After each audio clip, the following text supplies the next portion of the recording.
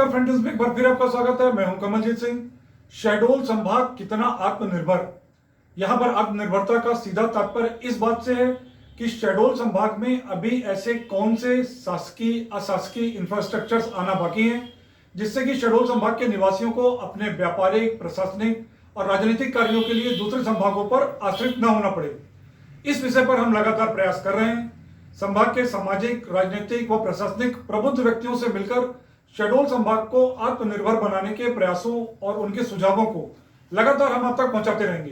Front news ने mission के रूप में इस जिम्मेदारी को स्वीकार किया है और हम लगातार इस विषय पर संभाग के सभी प्रबुद्ध व्यक्तियों के सुझाव व प्रयासों को आप तक पहुंचाते रहेंगे। हम आपको याद दिलाते हैं कि 14 जून 2008 को प्रदेश के मुख्यमंत्री माननीय शिवराज सिंह चौहान ने शहडोल जिले को शहडोल संभाग बनाने की घोषणा की थी। 12 वर्ष बीत जाने के बाद भी शहडोल संभाग पूरी तरह से विकसित नहीं हुआ है। विकास की असीमित संभावनाएं अभी भी बाकी हैं। इस विषय पर आज हमने भाजपा के लीगल सेल के संभागीय प्रभारी श्री चंदेश द्विवेदी जी से बातचीत की। श्री चंदेश द्विवेदी पिछले कई वर्षों से भाजपा में सक्रिय हैं और शहडोल संभाग के विकास के लिए उन्होंने जमीनी स्तर पर कई कार्य किए हैं। आइए सुनते हैं चंद्रेश जी ने इस विषय पर क्या कहा।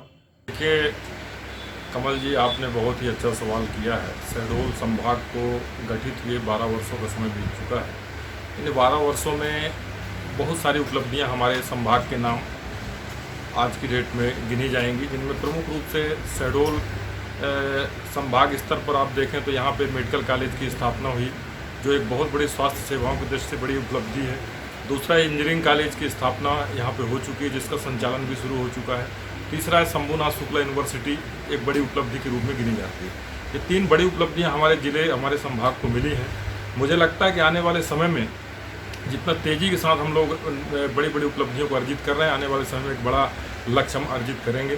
अभी जो हमारी परिकल्पनाएं हैं, आपने कहा कि आगे आप क्या लक्ष्य लेके चलेंगे, तो मैं ऐसा मानता हूं कि देखिए, पर्यटन के रूप में शहडोल संभाग को या शहडोल जिलों को विकसित करने की आवश्यकता है। क्योंकि देखिए, अनूपपुर और उमरिया जिलों में आप देखें तो वहाँ पे पर्यटन केंद्र तो है। एक तरफ अनूपपुर में धार्मिक केंद्र के रूप में माता नर्मदा का उद्गम स्थल है, तो दूसरा पर्यटन केंद्र के रूप में बांधवगढ़ राष्ट्रीय उद्यान उमरिया में स्थापित है। किंतु शहडोल जिला अभी पर्यटन की दृष्टि से भी और धार्मिक स्थलों की दृष्टि से भी कुछ मायने में अछूता है। तो मुझे लगता है कि क्षीर सागर को एक बड़ा पर्यटन केंद्र बनाया जा सकता है। उस दृष्टि से काफ़ी पहल भी संगठन स्तर पर हम लोग कर ही रहे हैं। दूसरा, कृषि महाविद्यालय की स्थापना एक बड़ा लक्ष्य है, जिसकी मांग मातन त्रिपाठी जब यहाँ पे जिलाध्यक्ष थे भारतीय जनता पार्टी के, उस समय हम लोगों ने संयुक्त रूप से किया था और वो आज भी हम अपनी मांग पर अडिग हैं और वो मांग केंद्र शासन और राज्य शासन तक हम लोग पहुँचा रहे हैं। तीसरा, एक दुग्ध संघ की स्थापना का भी हम लोगों ने उस समय मांग किया था। चूँकि देखिए, शहडोल बेसिकली बहुत बड़ी आबादी कृषि पर निर्भर है और ये बड़ा आच्छादित क्षेत्र भी बहुत बड़े एरिया में हमारे ज़िले में है।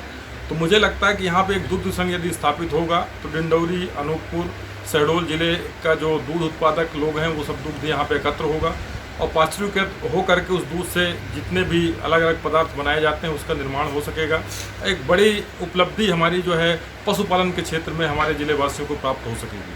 तो मुझे लगता है कि इन सारे प्रयासों को अभी करने की आवश्यकता है और इस दिशा में हम लोग तेजी से आगे बढ़ रहे हैं। शहडोल संभाग को आत्मनिर्भर बनाने के प्रयास के दिशा में हम लगातार शहडोल संभाग के प्रबुद्ध जनों से बात करते रहेंगे और उनके विचार व उनके द्वारा किए गए प्रयासों की जानकारी आप तक पहुंचाते रहेंगे। अगर आपके पास भी इस विषय में कोई सुझाव या विचार है तो आप हमारे नंबर पर व्हाट्सएप करें और अगर आपने हमारा चैनल अभी तक सब्सक्राइब नहीं किया तो आपसे अनुरोध है कि चैनल को सब्सक्राइब करें, वीडियोस को लाइक करें और शेयर करें। धन्यवाद।